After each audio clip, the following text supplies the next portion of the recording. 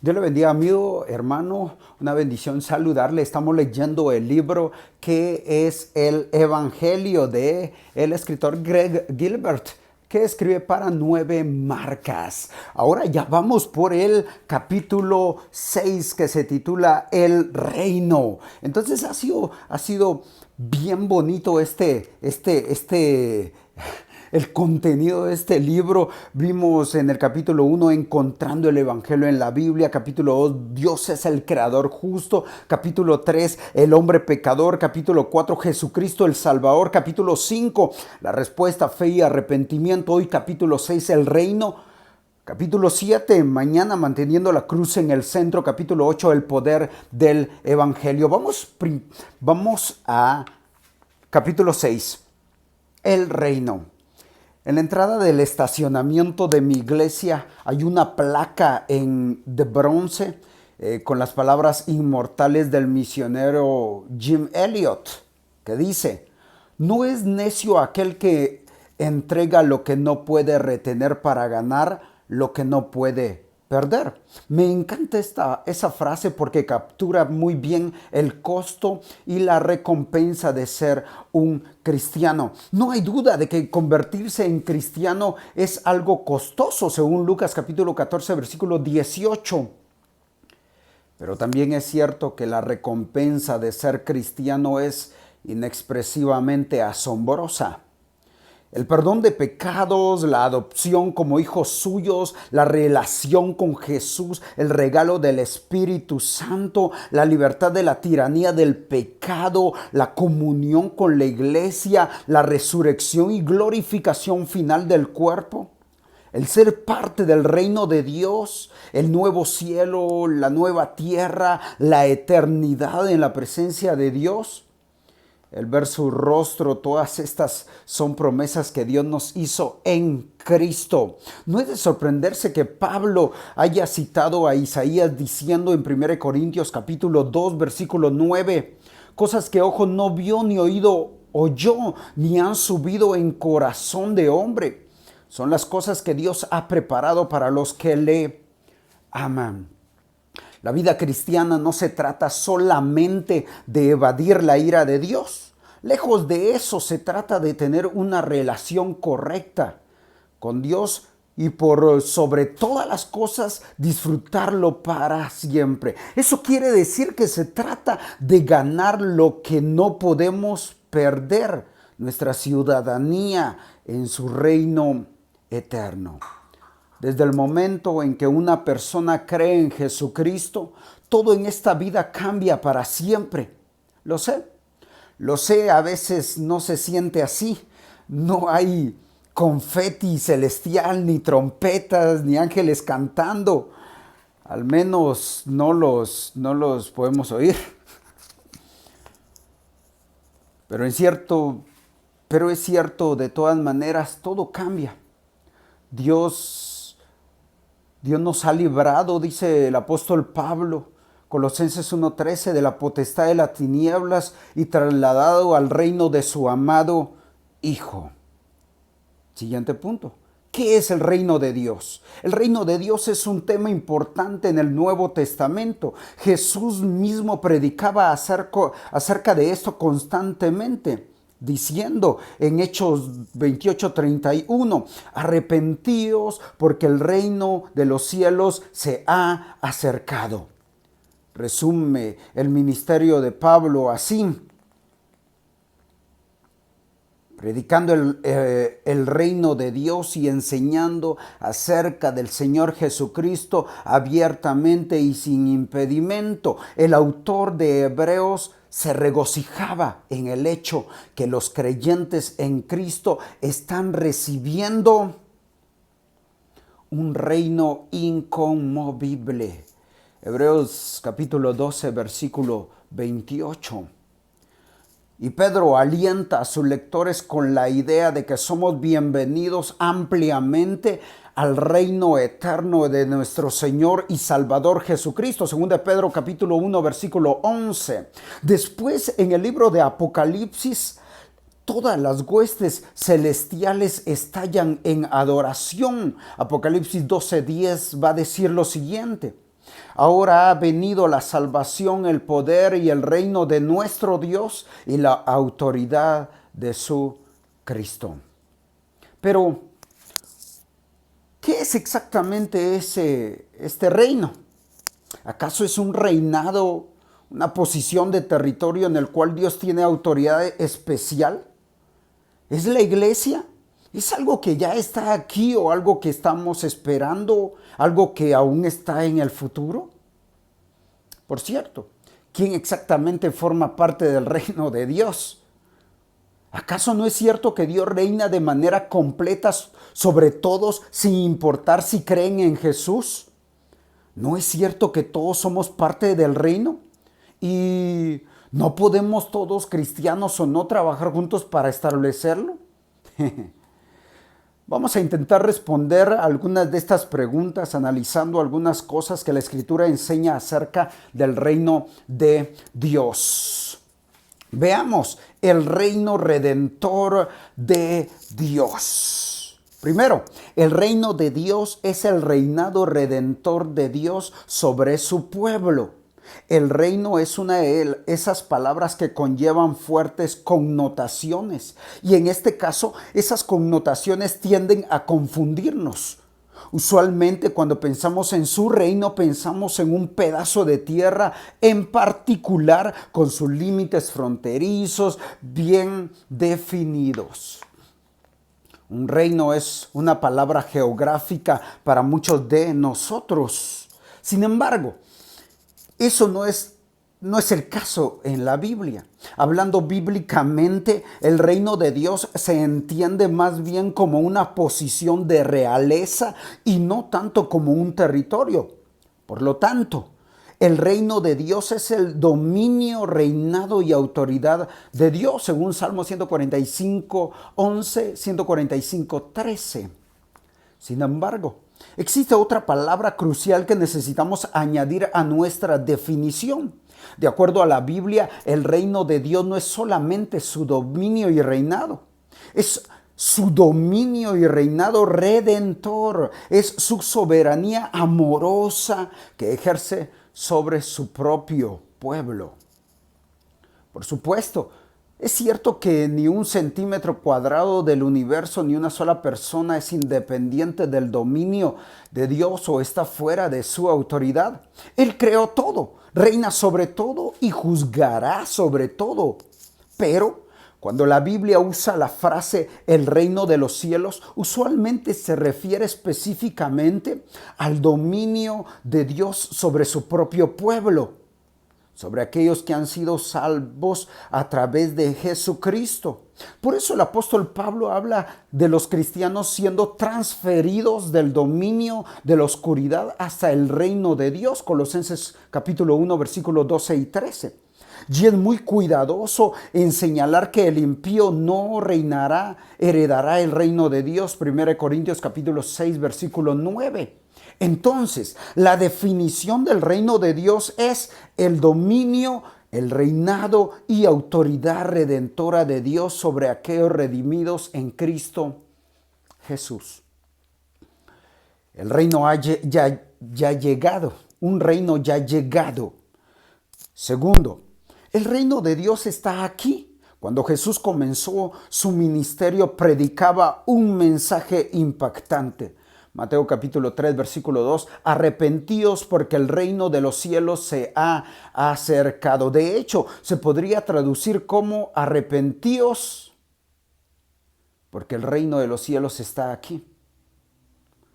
Ya hemos visto qué declaración tan impactante Jesús estaba haciendo con estas palabras. Los judíos habían estado esperando y orando por siglos para que les amaneciera el reino, para que viniera el día en que el dominio de Dios fuera establecido en la tierra y que su pueblo fuera vindicado finalmente. Y ahora aquí estaba Jesús, este carpintero nazareno convertido en maestro, diciéndoles que el día que estaban esperando estaba aquí.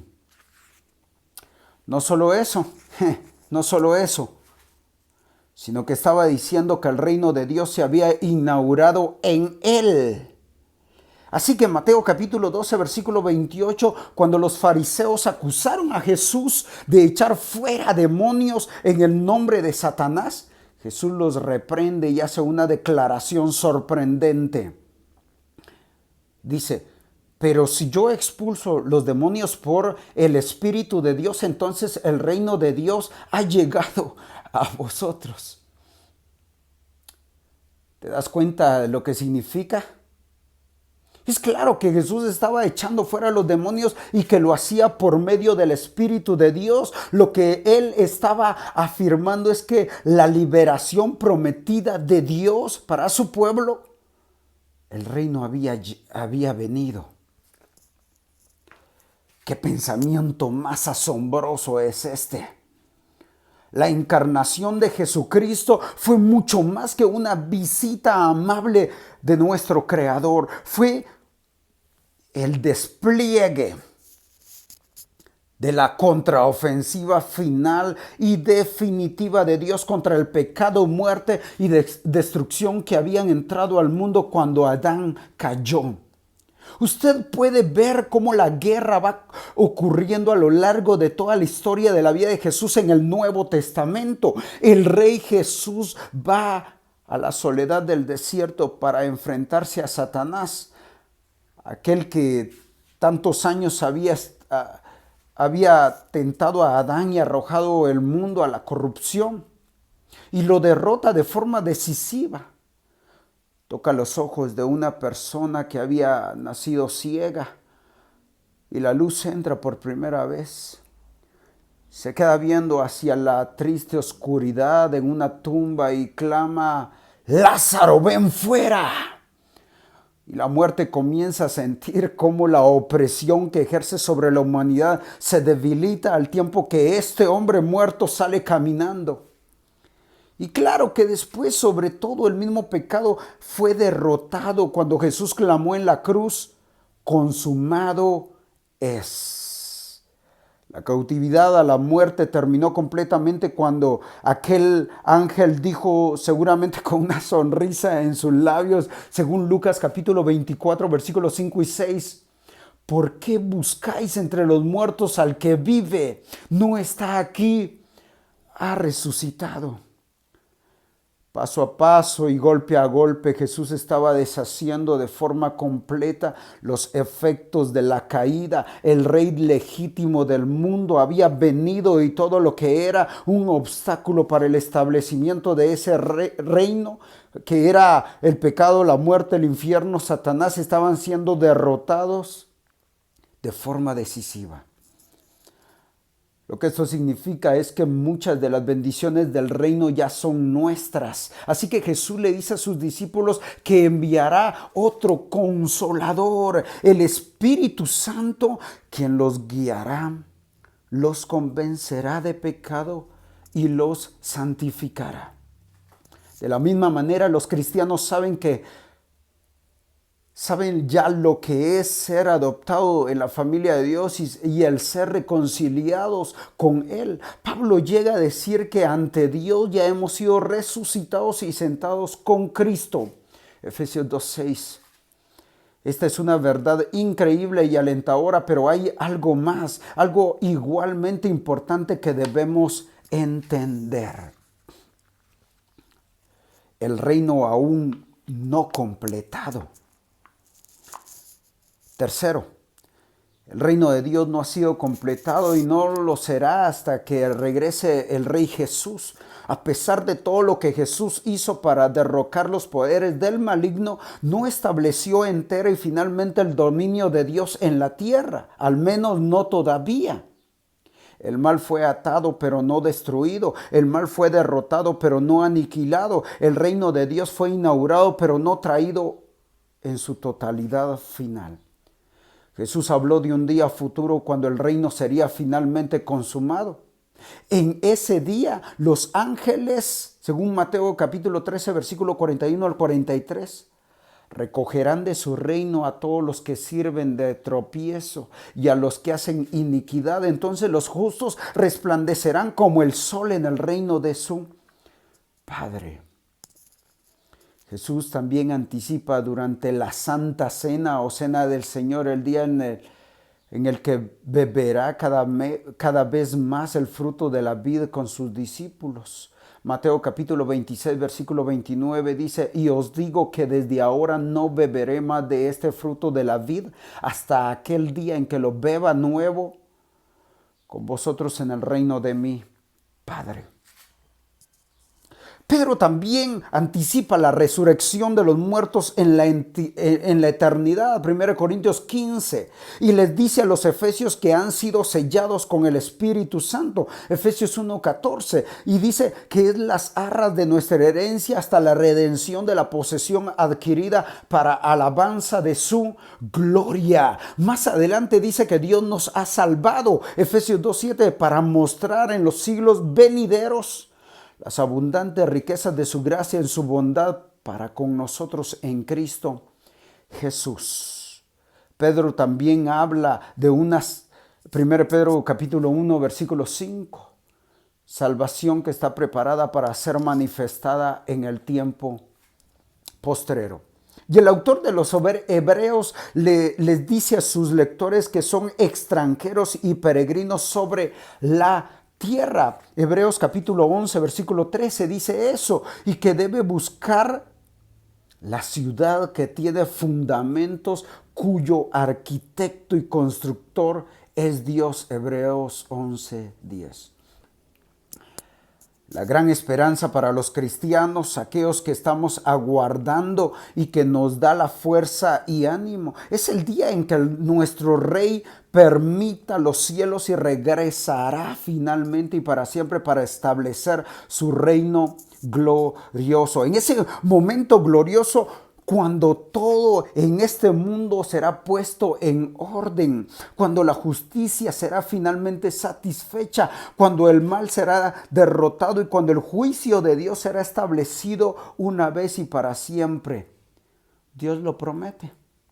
Dios lo promete. En Isaías capítulo 65, versículo 17 al 19 dice: porque he aquí que yo crearé nuevos cielos y nueva tierra, y de lo primero no habrá memoria, ni más vendrá al pensamiento. Mas os gozaréis y os alegraréis para siempre en las cosas que yo he creado, porque he aquí que yo traigo a Jerusalén alegría y a su pueblo gozo, y me alegraré con Jerusalén y me gozaré con mi pueblo, y nunca más se oirán en ella voz de lloro ni voz de clamor. Y en ese día, nos dice también el profeta en Isaías 11:9, no habrá mal ni dañarán en todo mi santo monte, porque la tierra será llena del conocimiento de Jehová como las aguas cubren el mar.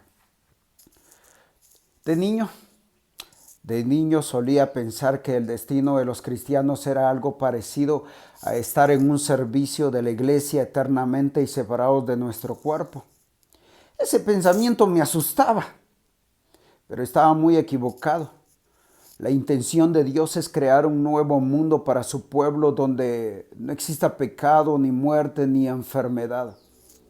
La guerra terminará, la opresión cesará y Dios habitará con su pueblo para siempre. La muerte nunca más tendrá cabida en los hijos de Dios. Y nunca jamás las lágrimas correrán por nuestras mejillas a la par de una tumba. Nunca jamás los niños vivirán unos cuantos días para después morir. Nunca jamás volveremos a estar tristes ni tendremos dolor. Nunca jamás volveremos a extrañar nuestro hogar, porque como Apocalipsis dice, Dios mismo enjugará las lágrimas de nuestros ojos y al fin veremos su rostro. En serio, ¿qué se puede decir en respuesta a todo esto? Una sola cosa, creo yo. Oh Señor Jesús, ven pronto. Siempre me sorprende un poco cuando escucho a la gente hablar acerca de estas promesas, un cielo nuevo, una tierra nueva, la ciudad celestial que no estará corrompida por el mar. El mundo no tendrá muerte, guerras, opresión. El pueblo de Dios viviendo gozosamente delante de su trono para siempre. Y después se dicen el uno al otro: muy bien, trabajemos para que esto suceda. La realidad es que nosotros como seres humanos somos incapaces de establecer y consumar el reino de Dios a pesar de nuestros mejores y genuinamente buenos esfuerzos para hacer que este mundo un mejor lugar. El reino prometido en la Biblia será establecido solamente cuando el mismo Rey Jesús regrese para realizarlo. Esto es algo crucial que debemos recordar por dos razones. Primero, nos protege de un optimismo equivocado y engañador acerca de lo que somos capaces de lograr en este mundo caído. Los cristianos ciertamente son capaces de traer algunos cambios en la sociedad. Ha sucedido antes en la historia y no tengo razón alguna para dudar que esté sucediendo en algunos lugares ahora y que sucederá en el futuro también. Los cristianos han hecho y pueden hacer un gran bien en el mundo, un bien que glorificará a Dios y a Jesucristo en este mundo. Pero creo que la línea de la historia bíblica nos fuerza a reconocer que nuestras victorias sociales y culturales siempre serán tenues y temporales hasta el regreso de Jesucristo. Los cristianos nunca traerán el reino de Dios, solo Dios mismo puede hacer eso. La Jerusalén celestial bajará del cielo. No se construye desde abajo para llegar arriba. Aún más importante, el recordar que el reino será establecido hasta que Jesús regrese, centraliza correctamente nuestras esperanzas, nuestros sentimientos, nuestros deseos en Jesucristo mismo. En vez de mirar a algún poder humano o alguna acción humana o inclusive a nuestro propio esfuerzo para restaurar todas las cosas, miramos al cielo y clamamos como el apóstol Juan. Sí, ven Señor Jesús. Nuestro deseo de su venida se incrementa, nuestras oraciones son más fervorosas, nuestro amor por Él se profundiza. En resumen, nuestros deseos y esperanzas se centran firmemente y correctamente, no tanto en el reino, sino en el Rey de ese reino. Una respuesta al Rey. Cuarto, ser incluidos en el reino de Dios depende totalmente de nuestra respuesta al Rey. Jesús no pudo ser más claro respecto a esto. Una y otra vez Él dijo que la respuesta de alguien a su persona y a su mensaje es el único factor que determina si una persona será incluida en su reino. Piensa en la historia del joven rico en Marcos capítulo 10, versículo 17, versículo 21. ¿Qué haré para heredar la vida eterna? Preguntó el joven. Y la respuesta final de Jesús fue: sígueme. Lo que para este hombre significó darle la espalda a su confianza en sus riquezas y creer en Jesús. Una y otra vez Jesús dice que Dios dibujará una línea brillante a través de la humanidad, separando a los salvos de los perdidos. Y la única cosa que hará la diferencia entre ambos grupos es cómo lo responden al Rey Jesús. Este es el meollo de la historia de las ovejas y las cabras en Mateo 25. Al final, la diferencia entre acercate y apartate de mí es como responde cada persona al Señor Jesús en base a lo que proclamaban sus hermanos, es decir, su iglesia. Por supuesto, lo que en primer lugar hace posible que seamos el pueblo de Jesús es su muerte y su resurrección. Eso es lo impresionante acerca de Jesús, no solo que es el rey o que haya inaugurado un reino con amor y compasión.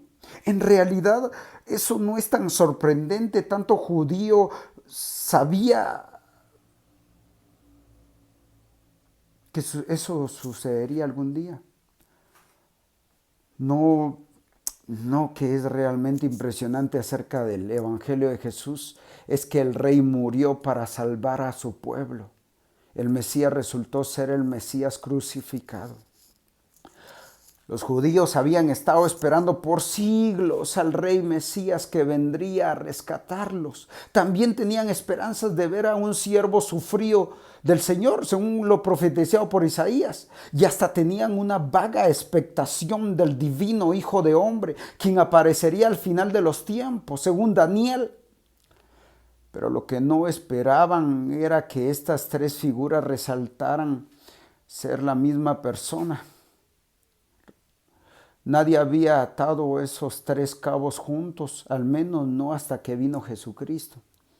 Sin embargo, Jesucristo no solamente decía ser el cumplimiento de las esperanzas mesiánicas de los israelitas, es decir, su rey, sino que constantemente se refería a sí mismo como el divino Hijo de Hombre. En Daniel capítulo 7 aún más, Jesús dijo que el Hijo del Hombre vino para dar su vida en rescate por muchos. Marcos capítulo 10, versículo 45. Lo que apunta sin temor a equivocarse al siervo del Señor mencionado en Isaías capítulo 53, versículo 10. ¿Alcanza a ver lo que Jesús está diciendo? Está diciendo que Él mismo satisfizo todo al mismo tiempo. Los roles de el Mesías davídico, el siervo sufrido de Isaías, el Hijo del Hombre de Daniel. Jesús tomó la naturaleza divina del hombre y la juntó con el sufrimiento sustitutorio del siervo y finalmente combinó todo eso con su rol mesiánico. Para cuando Jesús había terminado de entretejer todos los hilos de la esperanza judía, este rey era infinitamente mucho más que el revolucionario terrenal que esperaban los judíos. Él era el rey siervo divino, quien sufriría y moriría por su pueblo para comprar su salvación, hacerlos justos a los ojos de su Padre y llevarlos gloriosamente a su reino. A la luz de todo esto, no es de sorprenderse que Jesús dijera que la entrada a su reino depende solamente de si una persona se arrepiente de su pecado y confía en Él y su obra expiatoria en la cruz. Cuando Jesús habla acerca del evangelio del reino, su intención no es solamente decir que el reino ha llegado, sino que el reino ha llegado y que usted puede ser incluido en él si se une al rey mediante la fe, creyendo que solo Él le puede salvar de su pecado.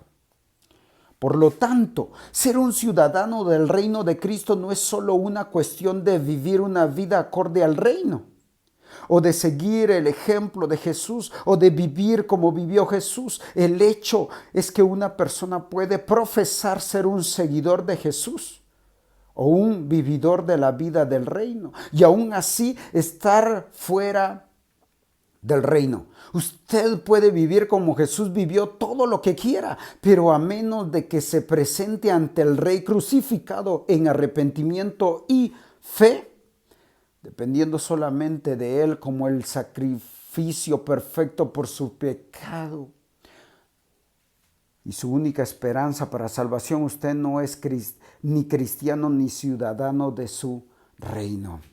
La manera para ser incluido en el reino de Dios es viniendo al Rey, no solamente ovacionándolo por ser un gran ejemplo que nos muestra un mejor camino para vivir, sino confiando humildemente en Él, como el Señor crucificado y resucitado, quien es el único que puede liberarlo de la sentencia de muerte.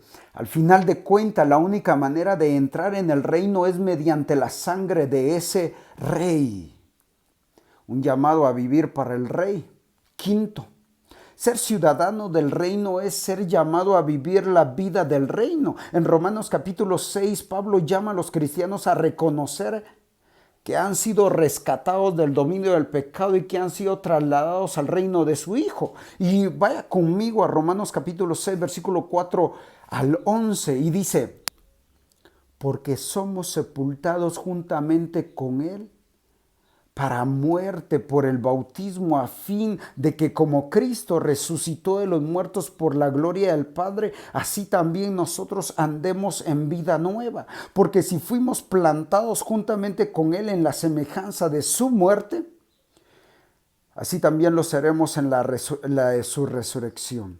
Sabiendo esto, que nuestro viejo hombre fue crucificado juntamente con él para que el cuerpo del pecado sea destruido, a fin de que no sirvamos más al pecado, porque el que ha muerto ha sido justificado del pecado. Y si morimos con Cristo, creemos que también viviremos con él, sabiendo que Cristo, habiendo resucitado de los muertos, ya no muere. La muerte no se enseñorea más de él, porque en cuanto murió, el pecado murió una vez por todas. Mas en cuanto vive, para Dios vive. Así también vosotros consideraos muertos al pecado, pero vivos para Dios en Cristo Jesús, Señor nuestro. Lo dice Romanos capítulo 6, versículo 4 al 11. Cuando somos trasladados al reino de Dios mediante la fe, el Espíritu Santo nos da nueva vida. Nos convertimos en ciudadanos de un nuevo reino y súbditos de un nuevo rey. Debido a eso tenemos una nueva obligación de obedecer al rey, de vivir de una manera que le plazca. Por eso el apóstol Pablo dice en Romanos capítulo 6, versículos 12 y 13. No reine pues el pecado en vuestro cuerpo mortal, de modo que lo obedezcáis en sus concupiscencias, ni tampoco presentéis vuestros miembros al pecado como instrumentos de iniquidad, sino presentaos vosotros mismos a Dios como vivos de entre los muertos, y vuestros miembros a Dios como instrumentos de justicia. Hasta que Cristo regrese, nosotros, su pueblo, continuamos viviendo en esta era pecaminosa. Nuestro rey nos llama a vivir una vida que es digna del reino al que nos ha llamado. Primera Tesalonicenses capítulo 2, versículo 12. A brillar como estrellas en una generación corrupta y depravada. Filipenses capítulo 2, versículo 15. Esto no significa en lo absoluto que vivir la vida del reino sea lo que nos hace parte del mismo. Se trata de que una vez que hemos sido incluidos en el reino mediante la fe en el Rey, nos enfrentamos a un nuevo maestro, una nueva ley, un nuevo panorama, una nueva vida, y por lo tanto comenzamos a querer vivir la vida del reino. La Biblia nos dice que en esta era la vida del reino se lleva a cabo principalmente en la iglesia. ¿Se había puesto a pensar en eso? La iglesia es donde el reino de Dios se hace visible en esta era. Mire lo que dice Efesios capítulo 3, versículos 10 y 11. Dice, para que la multiforme sabiduría de Dios sea ahora dada a conocer por medio de la iglesia a los principados y potestades en los lugares celestiales conforme al propósito eterno que hizo en Cristo Jesús nuestro Señor. La iglesia es la arena que Dios ha escogido para mostrar su misericordia y la gloria de su evangelio, como muchos lo han dicho antes. La iglesia es embajadora de Dios en este mundo. No es correcto decir que la iglesia es el reino de Dios, como ya hemos visto. El reino es mucho más que solo eso. Pero sí, es correcto decir que la iglesia es donde vemos el reino de Dios manifestado en este mundo. ¿Quieres saber qué aspecto tiene el reino de Dios, al menos antes de ser perfecto? ¿Quiere ver la vida del reino en esta era? Mire a la iglesia. Allí es donde la sabiduría de Dios es manifestada, donde gente que antes estaba alejada es reconciliada y unida en Jesús, y donde el Espíritu Santo de Dios está trabajando, rehaciendo y reconstruyendo vidas humanas.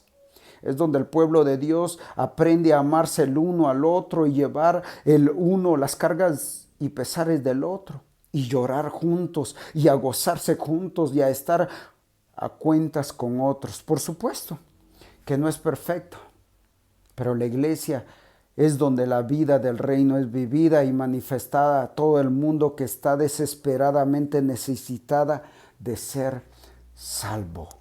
Último subpunto, perseverando aún en la oscuridad. Claro, es esta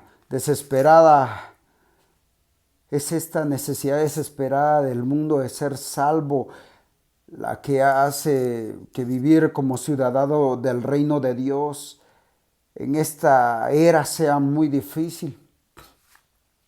Para el mundo los cristianos son una amenaza y siempre será así. En los días de la iglesia primitiva, la declaración Jesús es Señor era un rechazo silencioso y blasfemo de la autoridad del emperador, e incluso mataban a los cristianos por decirlo. Hoy en día la declaración Jesús es Señor es un rechazo intolerante y fanático del pluralismo, y el mundo nos denigra por eso.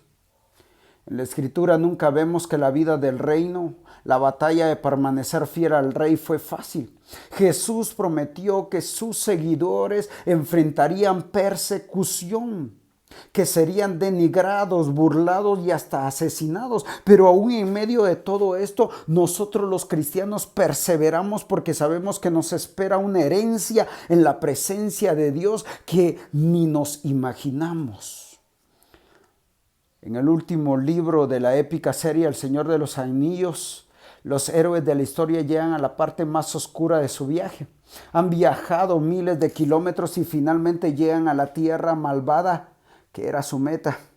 Pero por diferentes razones todo pareciera estar perdido. Pero aún en ese momento oscuro, uno de los héroes, Sam, mira hacia el cielo negro y dice: más allá de las montañas del oeste, el cielo de noche aún estaba tenue y pálido. Ahí, asomándose entre el montón de nubes por encima de la torre arriba en las montañas, Sam vio una estrella blanca brillar por un momento. Su belleza sacudió su corazón. Mientras su vista se alejaba de la tierra olvidada y la esperanza volvió a él, pues como un rayo claro y frío, el pensamiento lo penetró cuando comprendió que, al final de cuentas, la sombra era algo pequeño y pasajero. Había luz y bellezas eternas más allá de su alcance. Ese es uno de mis momentos favoritos en la historia, porque es justo ahí que Tolkien nos lleva a donde encontramos valor para perseverar aún en la oscuridad, en la esperanza. La encontramos sabiendo que nuestros sufrimientos presentes son realmente pequeños y pasajeros, y que, como dijo el apóstol Pablo, no son dignos de comparación con la gloria que será revelada en nosotros cuando regrese nuestro Rey. Dios le bendiga.